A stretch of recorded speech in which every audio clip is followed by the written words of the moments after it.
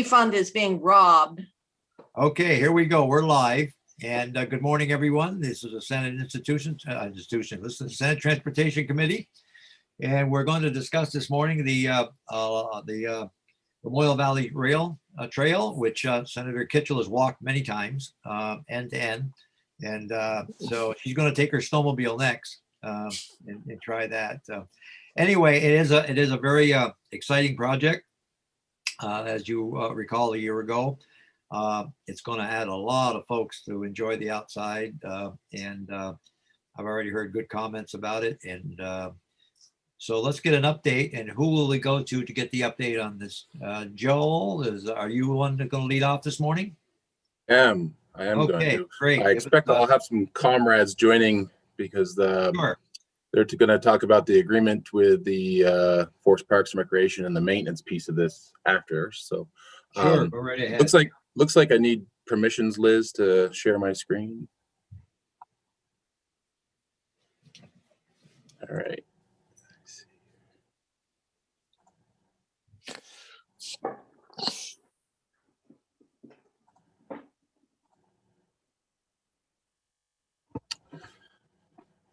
Good morning. For the record, my name is Joel Perigo. I'm serving as the Interim Municipal Assistance Program Manager in the Project Delivery Bureau for the Vermont Agency of Transportation. And I'm going to run through just a few slides here and give you a kind of an update on the progress we've made on the LVRT over the last basically a little over a year now. So this slide, I'm going to tell you, I've already presented this to the House Trans, and I expect that we'll be going back and forth to this slide. I probably should have put it intermittently throughout the presentation, but this is just an overview of the entire trail. Oh, good. This is very helpful. I hadn't seen the whole thing. That's great. Yep. So I'll just start kind of in the northwest. The yellow section that you're seeing in the northwest is currently under construction. These phases, part of it was completed by the town of Swanton years ago. Part of it was completed by VAST, and there's other sections of it that are were kind of the early packages that were identified after last year's funding was approved. The green is this completed section that VAST completed, which is a small section in Sheldon. Then moving down easterly from Sheldon all the way to Cambridge is at this point unimproved. There's been no work in that section. And then the section from Cambridge to Morristown is complete. That was done as part of a VAST project back in, I think, 2013, somewhere in that era. And then further east. Could you state that again? That looks to be orange. And it said to be designed or permitted. And I thought you said it was complete. Are you from Cambridge to Morristown now? Cambridge to Morristown, yes. Okay. All right. Yeah. Sorry. Yeah. All right. And then from Morristown to Hardwick, again, is a section that has not had any work completed. And we are working on that segment. Within Hardwick, there's a segment of yellow here that represents a piece that VAST is still under the administration of. They are moving that through as part of a grant that was existing before funding was appropriated last year for the build out. As well as a small piece that the town of Hardwick had some federal funds through a earmark from years ago that they just completed this year. And then again, moving easterly from Hardwick down to Joe's Pond and Danville is largely unimproved. And then from Joe's Pond all the way to St. Johnsbury is complete. So where's your house there, Jane? Where is it?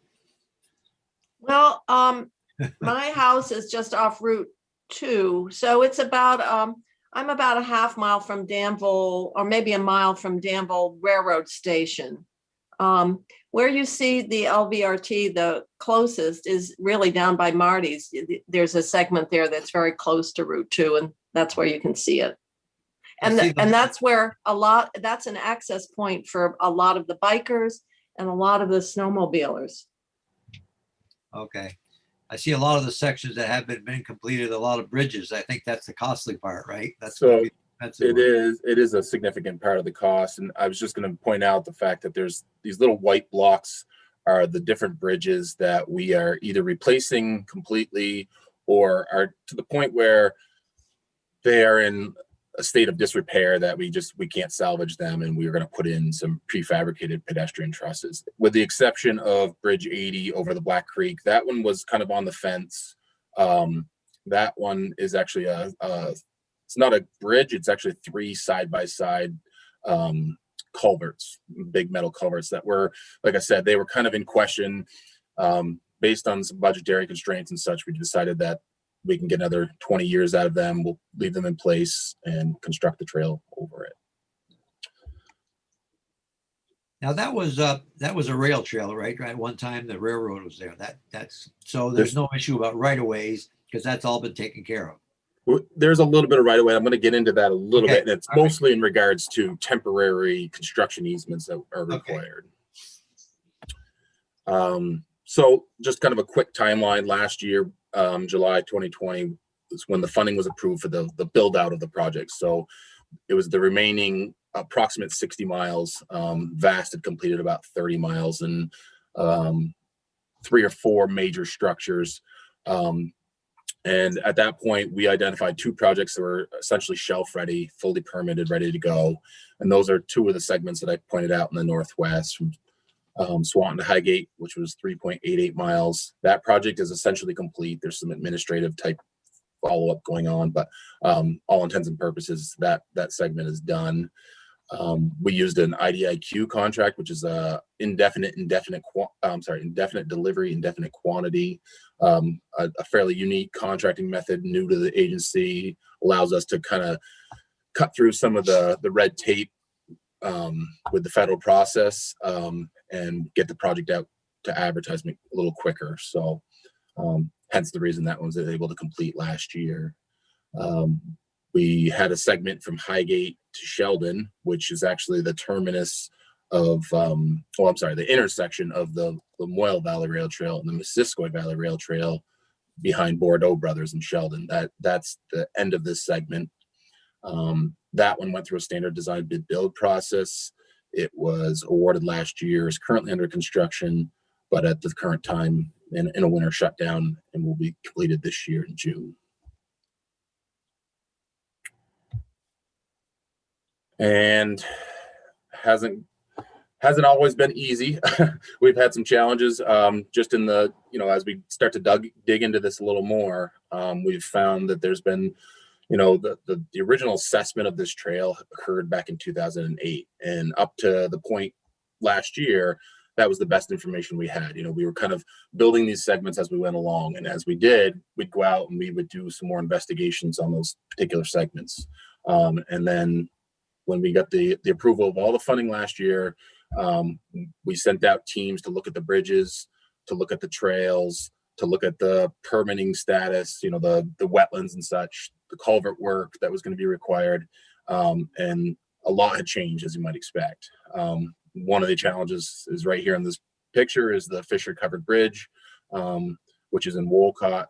We didn't expect much work to be needed. It's going to need some pretty extensive repairs and challenges there. So that was one of them. The bridges, some of them just were in much worse repair or condition than we expected. As you can see on the left, that's kind of a typical, what we were left behind. And in order to get to the picture on the right, which is what we're looking for, this is the type of bridge where we just decided, it's not worth salvaging. We're better off just to remove it and put in a new bridge. That one actually is one of the ones being replaced up in, I think, Bakersfield area, somewhere in that area.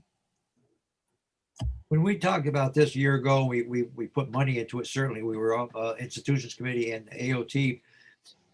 How do you think it's going to work out for funding? It's going to be either way over budget or because you're gonna run into situations you didn't expect, right? Is that, Well, so we're still looking into that. Some of these, so the bridge project that I'm going to kind of get into a little bit more detail is near ready to go to contract. We're ready to advertise that project. We have a pretty good understanding of the costs there. okay, Um, okay. And I don't have the exact number in the Okay. presentation. I know we just estimated last year what we could So- do to make it, yeah, Last year, the overall estimate was around $15 million. right, Legislature appropriated 2.83 million, I believe, of state funding, which represents 20% match to the federal funding. So right now our targets are, right in that neighborhood. We're looking good.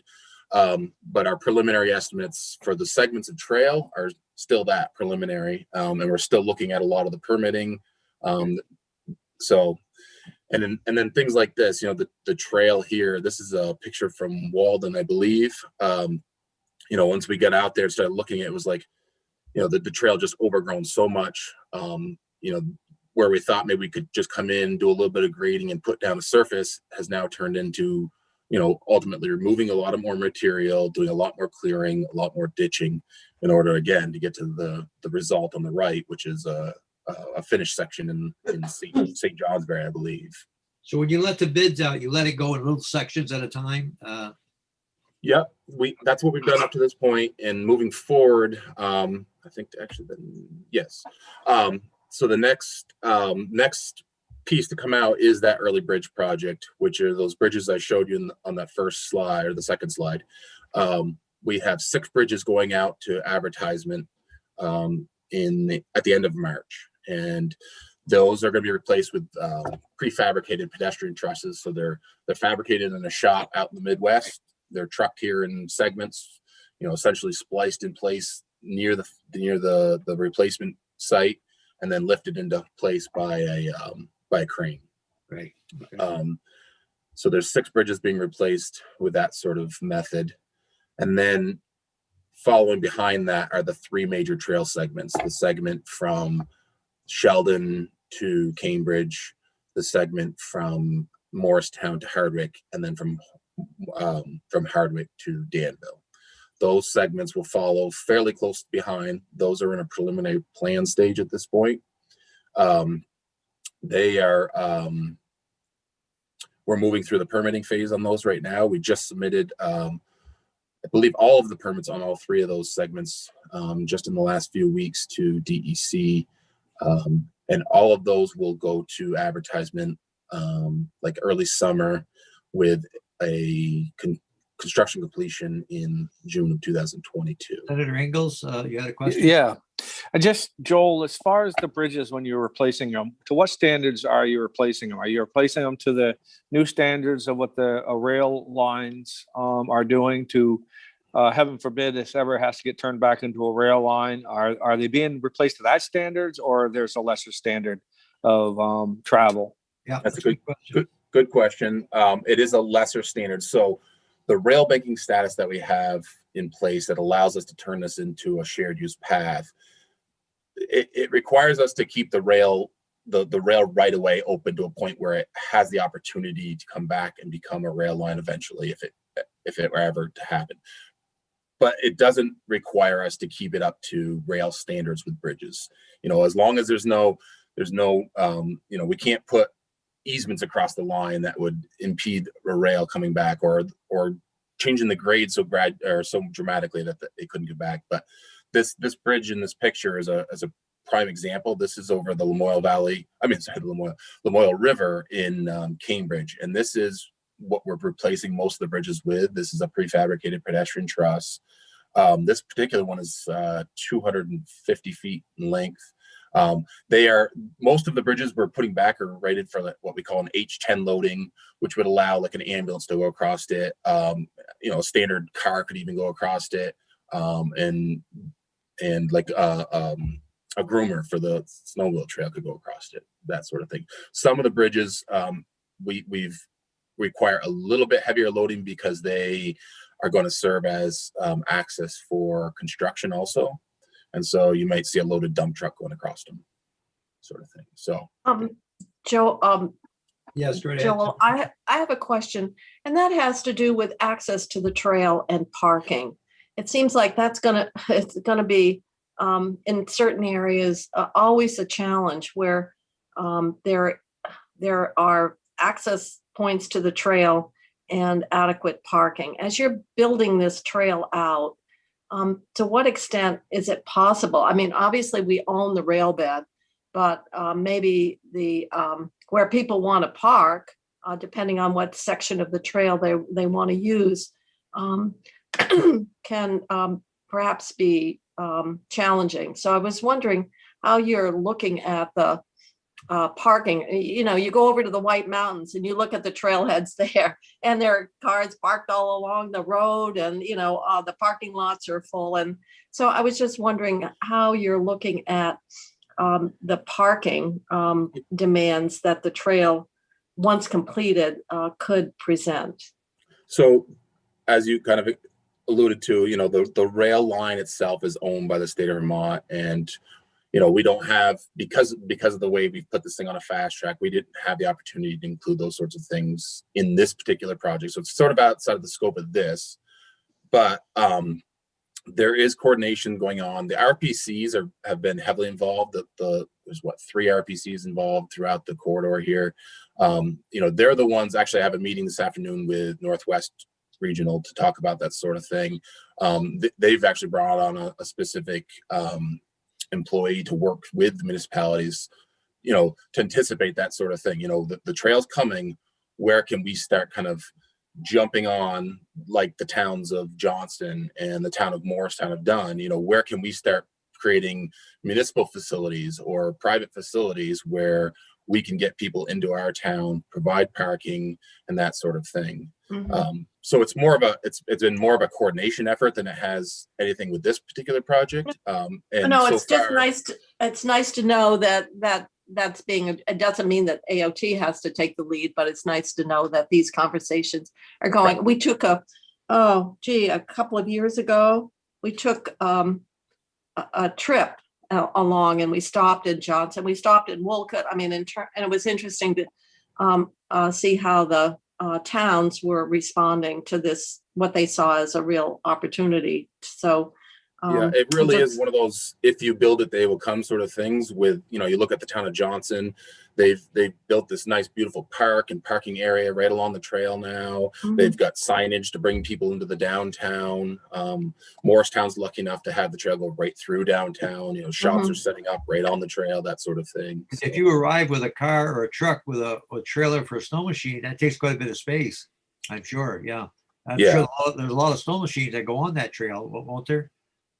Yeah, and right now, quite honestly, some of those segments I mentioned earlier that are sort of unimproved are actually being used by VAST. I can't speak to which sections are, okay. But I think Jane, 90. Tell us, Jane, where you travel on that, Jane? What? Where do you take your snow machine? Which section do you take it on? Well, I park at Marty's. Senator Kitchell, the area up by Joe's Pond, is that owned by Danville? The off of the trail across from the stores and all of that? Yeah, that's owned by the state, I believe. Okay, that is okay. So yes, that's another parking area. And then a number of people park where the trail ends at the north end of Joe's Pond, you know, heading mm-hmm. toward Walden. Yeah. And it's a private road, but people are going in there and parking and picking up the trail there as well. Yeah, I know that there's folks parking in the St. Johnsbury lot on the, you know, the eastern side of Route 5 too, to get on the trail with snowmobiles too. So by next year, then those 3 segments will complete the trail within that 2-year accelerated timetable. Again, our target is to have this thing wrapped up in place by the end of June 2022. Right now, I'd say we are on target for that for sure. Okay. You know, we're going through the permitting phase.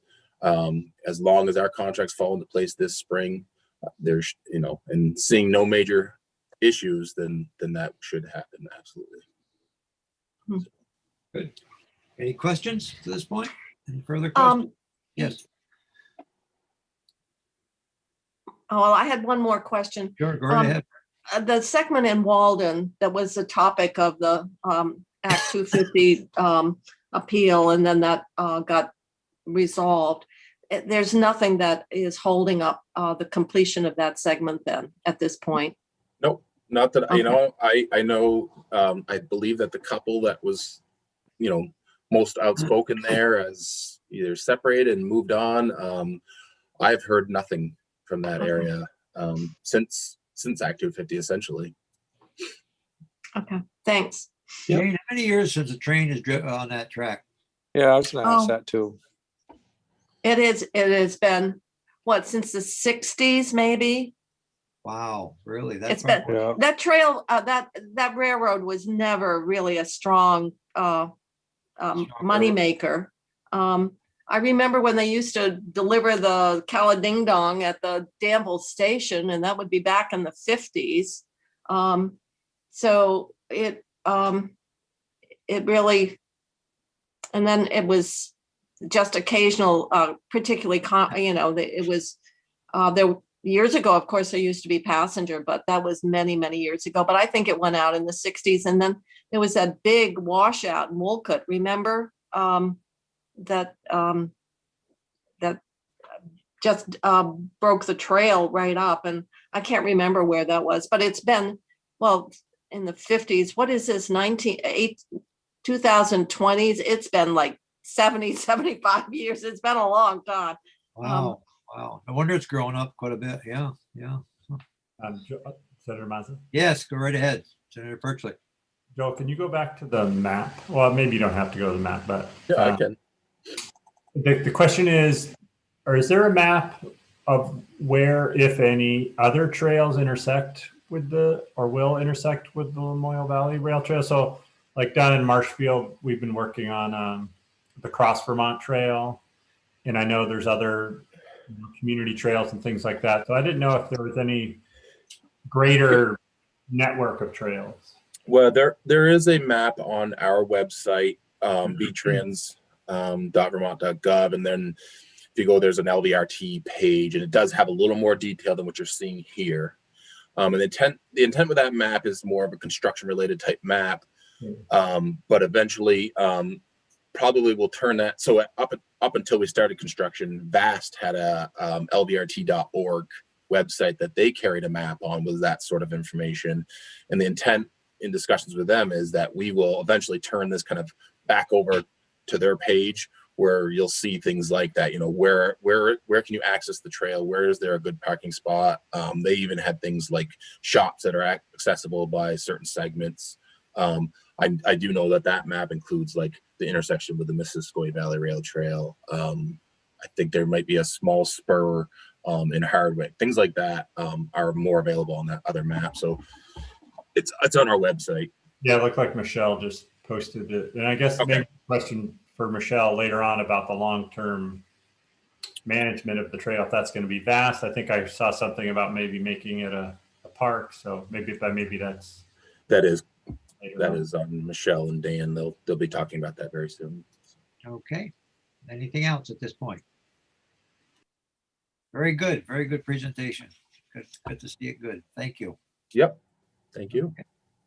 Next, do we have Dan? Is Dan next or Michelle or?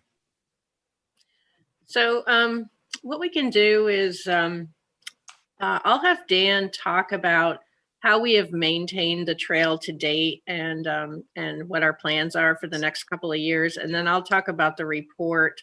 Commissioner Snyder from Forest Parks and Recreation wasn't able to join us today, but I think I can cover the report that was submitted for him. Okay, go right ahead. Thank you.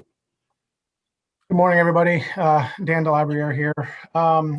So VTrans, we have 4 different trails. We have this Lamoille Valley Rail Trail, but we also have Missisquoi Valley. We have the BB Spur. We have the D&H Trail. And we have kind of got different models on each one of those trails for maintaining those trails right now.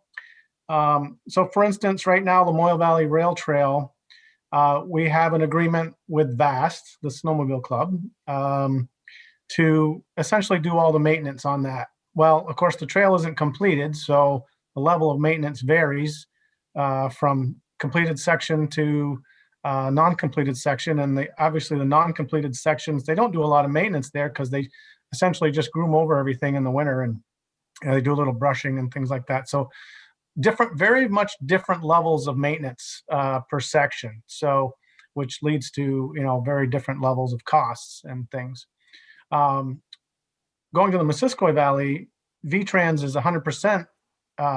We do all the maintenance on that. We do everything there, from ditching to mowing to surfacing to everything, bridges.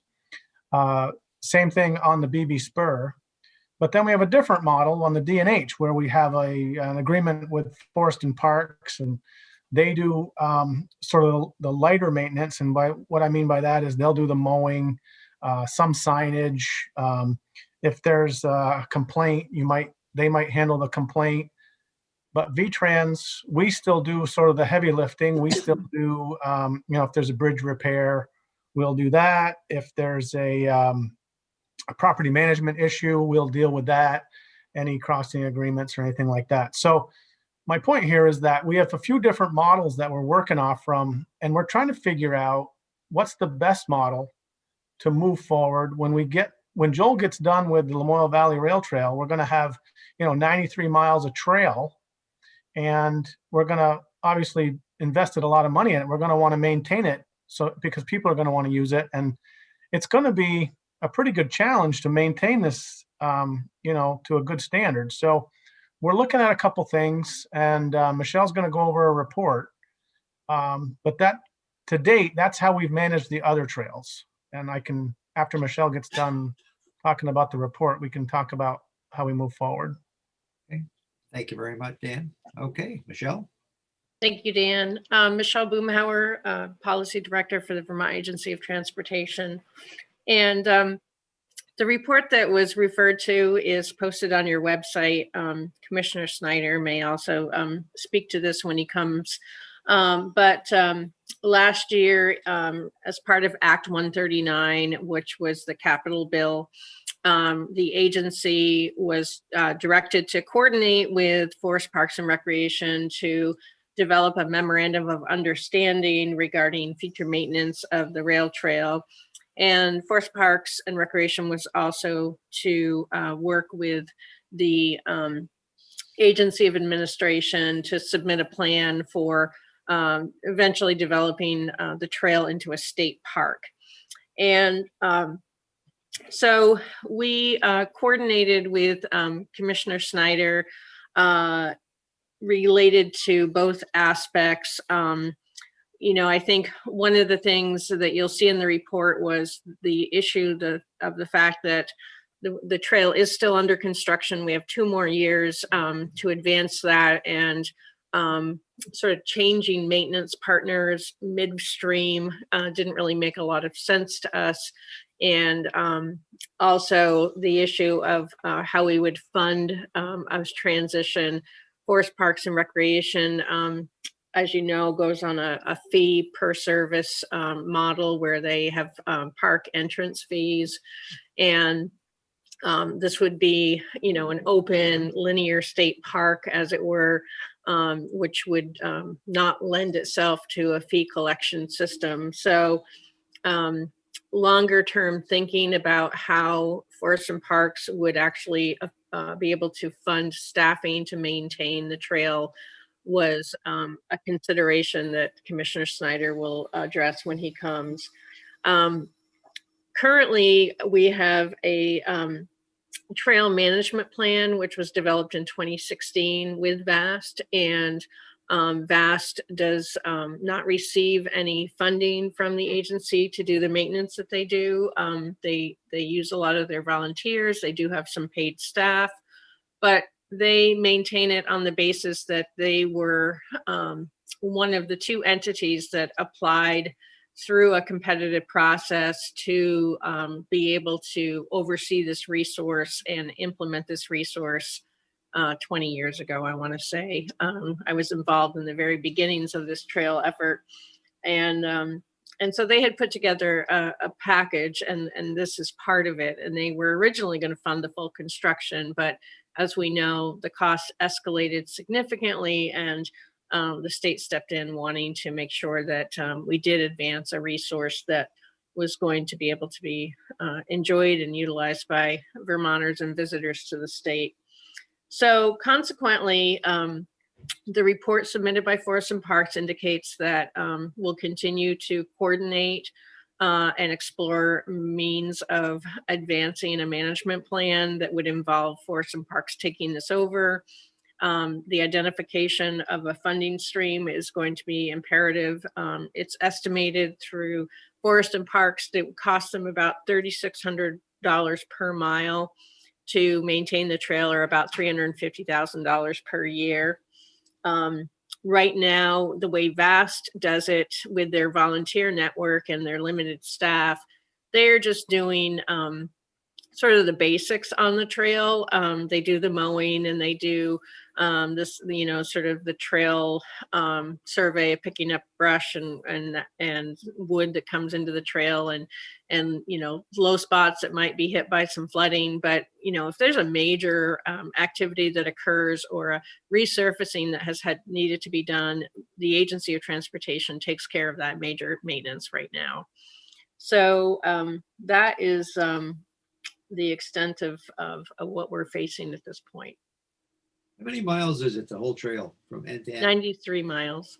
Is it that far? Wow, that's a long distance. Yeah. So Dan, I don't know if you had more to add to that. Well, no, I mean, I just think that, we have a decision to make on which way we're going to go here as far as maintenance. We've got the not complication, but we've got Lamoille Valley Rail Trail currently has VAST as a partner, and one of the things is how do we put VTrans, VAST, Forest and Parks all together, in a partnership to maintain the 93 miles. And that's that's one of the things we have between now and by the time Joel's done. We've got to figure all that out. Michelle brings up a point about, how do we fund it? Because it would be a shame to put all this money into a corridor here and it's going to be great. It's going to be a great trail, but if we don't maintain it, it's just going to grow back in. So, we don't want that to happen either. So we got to come up with a plan. There's the daily sort of inspections to make sure everything is, safe for users, down to the project level things that when we do have a washout, or if we do have a bridge that needs to be repaired, all that has to be thought of in the long term. So these are all things we're thinking about and working on, that we got to figure out in the next year. Senator Kitchell. Yeah, this whole concept of a linear park was advanced last year. And that brought in Forest and Parks. The question really becomes one, is that what is, and I guess maybe that's what we'll ultimately have to decide, what will that get us that we're not getting now? Or is that just adding more cost and responsibility? Right now, the volunteer hours that come in, I realize that VAST has limitations and its membership doesn't exist to support the Lamoille Valley Rail Trail, which I know they've felt has been sort of the case for many years. But certainly there's what I think of as the trail maintenance in the winter, where we're talking about the grooming and so forth, sort of like the snow plowing. But then there's the more the other area of maintenance, which gets into the surface of the trail and the brush cutting and all of that. So I guess the question we have to ask is, what value comes from adding another part of state government and making this a state park?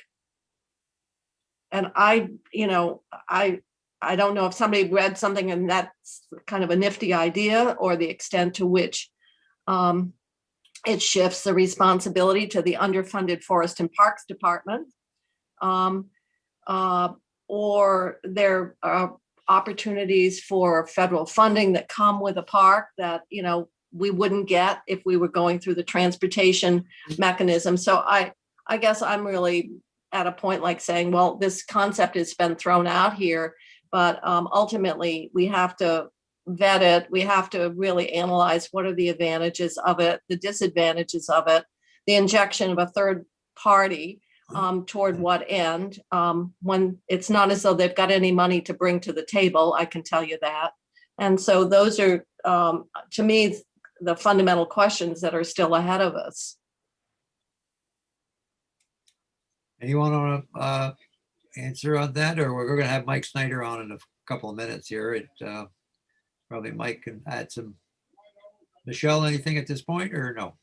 I don't think that I have much more to add. You know, I think Senator Kitchell brings up good points. You know, one of the longer term things I think about is promotion of not just this trail, but all of our rail trails, and you know, how we sort of package the sharing of this information of the great resources we have, the outdoor recreation resources we have. You know, and I think you know, Forest and Parks, having a state park system, has the ability to do promotion in a way that you know, AOT can't really, you know, do that necessarily in a coordinated way with our trail networks that we oversee with the rail trails. We rely heavily on local partners like VAST, you know, in the case of the Delaware and Hudson, Forest and Parks oversees the maintenance of that. But, you know, I think thinking about how we do more coordinated outdoor recreation promotion for the state to highlight these resources and these opportunities is going to be important going forward, because we have invested a lot, whether, you know, it's in this resource or, you know, in the bike ferry and, you know, the rail trail network coming out of Colchester into the islands, the Island Line Trail. So that's an important thing to think about. Someone brought up earlier, and I think that's an important issue, is it's going to be very, very popular, and parking will be a big issue, I'm sure. So the parking is provided by local communities. Is that what I heard? Or they'll have to make parking available, because I can see a lot of folks going to go there. It's going to be a major attraction, I think, especially the last year or so brought a lot of folks out walking and exploring the outdoors. So the communities, every community, there'll be what, 5 or 6 areas where you'll be able to get on the path or more? That or? would be ideal. Oh, okay. I mean, I think that there's more planning, obviously, that needs to go into that. And, you Okay. know, with the regional planning commissions, that's something we definitely are focused on. Okay, well, I think unless there's some further questions, Mike Snyder is available to us. If someone we want to turn there at this point. I think I just want a comment, and I think I think this begs a larger question, and that is, we're asked to give more for marketing, and we're told, you know, that we don't market, we don't fund as much as other states. So it seems to me the larger question is, how do we take these, whether it's state resources or privately, or, you know, private businesses, how do we really do, how should we be doing marketing? Because marketing of the trail is going to benefit all the businesses along. It's going to benefit the restaurants. It's going to the hospitality industry. And so much of what we do is we market based on what's in our budget or our programs, rather than looking at what are those in total, what are those resources that we as a state have that are attractive. And so I can see why it's nice to say it would make sense to tie together with the parks. On the other hand, many of our parks are are functioning as part of that hospitality by having the cabins and having the rentals and so forth. And it seems to me that this begs a larger question about putting together sort of a more coordinated, how we use our precious marketing dollars in a more coordinated, comprehensive way across all of state government. That's only my 2 cents. Maybe Senator Kitchell, we can have your house turned into a B&B. You know, that would. Yeah, right. I'm not getting into the B&B or the short-term rentals. But Just a thought. Well, I don't know if you have to do that. You just have to know how to make good eggs. That's right. That's right. And she's a good cook. They would flock there in a minute to get food. So we know that. I know, I do like to cook. It's Okay. therapeutic. Mike So, Snyder. but anyway, that's my thought about marketing. So ACCD wants $1 million for marketing. Well, they're going to market what they have, you know, what the chamber typically thinks of marketing. And so I just see so much of what we do is within how we define our scope of responsibility or the programs that we oversee, and we're going to advocate for them. So I can see why, you know, this, I don't know who advanced the idea of a state park, but maybe Mike can tell us. Maybe Mike did. Okay. Well, Mike's on the hot seat right now. So Mike Snyder, are you with us this morning? I am, Senator Mazza, yes. All right. Good morning. How you doing? Good morning, thanks. I'm well and hope you all are as well. Well. I'm sorry to have to join late. I wasn't able to hear the foregoing here. I was in chairing another meeting, but was asked to join you at 9:45, so I'm happy to do so. And yes, as I discussed in the House Transportation Committee, you know, began with, you might be wondering, what am I doing here? What do I have to do? It's a VTrans rail banked property. You've got money you haven't spent yet, so I want you to spend it. Okay. Vast, the Vermont Association of Snow Travelers is currently the trail manager under it's a lease, I think, with VTrans. Correct me if I'm wrong, and that is working well, as I understand it. And so where I come into this is, you know, we have more of a general interest in outdoor recreation and economic development through outdoor recreation in particular. And so we have interest and would always are willing to be helpful in partnering and all, but the specific role here, you could say, Senator Kitchell, is my fault in that in the House Institutions Committee last year during the capital adjustment, there was great discussion of the rail trail, this particular rail trail, and how wonderful it is and the possibilities for it. There was no disputing that. It was wonderful to hear. But what the question did come down to in the committee, there was concern, why would, you know, this was the governor's proposing 2.3, was it, million? 2.8. 2.8 to leverage the federal funding to do the complete build out. And the committee, several members were saying, why would we, you know, they stumbled over, this is transportation. Why is this coming from the capital bill? And I was ready to testify on our capital request and listening to this conversation. And I just simply offered that, you know, it occurs to me, committee, that you've been very good with us in through capital funds in supporting recreational assets and infrastructure. And if you thought of this more as a recreational asset as opposed to a transportation asset, which it is in part, perhaps you'd have more comfort. I just offered it as a helpful thought and said, you know, if you thought of it as a linear state park, maybe that would make more, have been very helpful to us in our capital program. Why not think of this similarly? And that started this idea that, well, geez, you know, what about that? And I kind of said, whoa, it's just a thought, it's a concept, and we're not proposing that. And we want to focus on the build out, get the thing completed. And VAST testified that they were good with continuing with the ongoing maintenance in that interim until build out.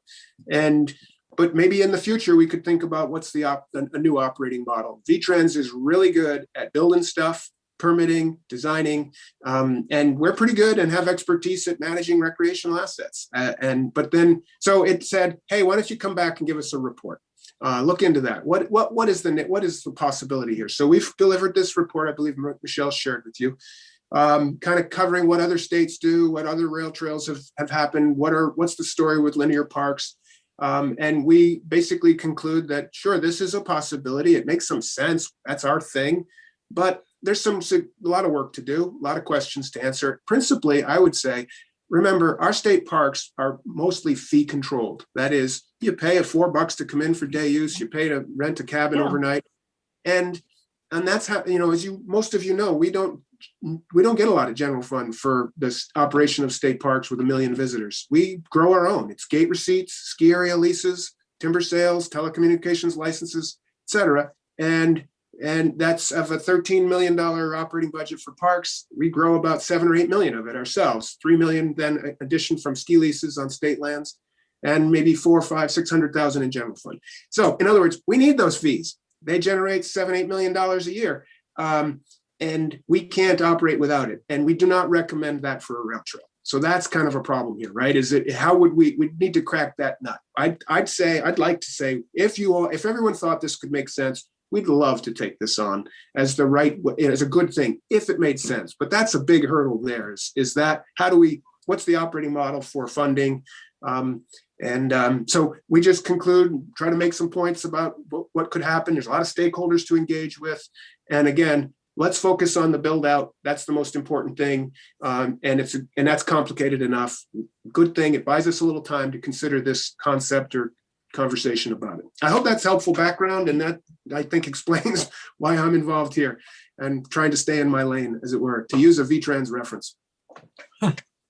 Questions? Senator Kitchell. Yeah, I understand the discussion and trying to think more globally when we make these investments. How do they benefit? And in fact, they transcend multiple departments. And the best example I can give is our state college system. In fact, people will say, oh, that's higher ed. It's not just higher ed. It's economic development. It's workforce development. And the more that you go on, they are social equity for our kids that live in areas of the state or from families whose income would, without that resource, wouldn't have access to higher education. So it seems to me a similar discussion is going on here. If you make the investments in the trail, there are in fact collateral impacts. And the real question is, what are the advantages or the disadvantages of whichever decision we make relative to where that responsibility should be lodged? I would submit, unlike the state parks, the trail is going to be eligible for federal money. And so that's one of the considerations as we are looking at the maintenance, the costs, and also the engineering capabilities that come into play. That's why VAST, really struggled. It was a real burden. So my only point is, yes, it absolutely is recreation. It is economic development. It is support of hospitality. And the list goes on and on. It's just, how do you figure out what is the right configuration and locus of accountability? Because the more players that get involved, then it's easier to say, oh, well, that's Mike's problem. Or that's, Dan's problem or whatever. And so I think we have to look at it carefully, because you've got the issue around whose pocket's being picked, which is usually a big, it's a standard practice within state government, I know. That's the reason I'm just raising the questions about how we want to move forward. I mean, we've got the same issue with natural resources that is taking up a whole lot of testimony around transportation sector and the impact it has on carbon emissions. There's a nexus with so many committees now that we can find we have everybody involved, but it's not clear who's accountable. And that's my concern. Mr. Chair, if I could, I realize I'd failed to identify myself for the record. And so for the record, Michael Snyder, I have a couple new members. So Michael Snyder, Commissioner, Forest Parks and Recreation. And to be clear, we are not proposing a linear state park. We are thrilled to have VTrans leadership in completing the project. We want to be helpful to that, and we'll continue to be available for conversations about an operating model and ongoing maintenance. That's a big issue. And if we can contribute to that, we're happy to do so. But just to be clear, we're not proposing anything here. The report was requested to kind of see what's possible. And, and I think, and the governor himself has said, there's other possible models for operating, and let's explore all the options. And I think he would have the same kind of considerations of this is multidimensional. I'm comfortable with that, frankly, that I think in forestry and outdoor recreation, I love the fact that our work touches on many dimensions of life in Vermont. As you say, Senator Kitchell, we're doing forestry, it's education, it's health, it's economic development. And so to me, that's fun to be in a place. I get to come to all the committees, not just the Natural Resources Committee. And you do a good job too. I'll tell you that. Thank you, sir. No, I think you must be a masochist. You love coming to all these, yeah. and be pummeled. Well, I did tell them, Mike, that your funding situation wasn't as though you were flush with dough. No, that's right. Thank you. I'm next door at the Institutions Committee, and he does a great job with every dollar he collects. We got some great state parks in Vermont, I'll tell you, wonderful state parks. Thank you. But I will also tell you that right now we're having to put in general fund to buoy up that state park system.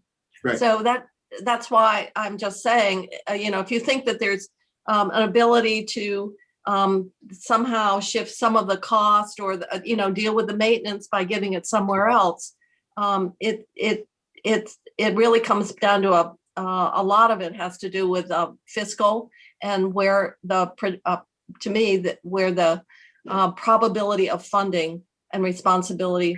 We could put a toll resides. booth on each end or every intersection, put a little toll booth there, and you could get a summer job, Jane. Yeah, right. I could sell cookies.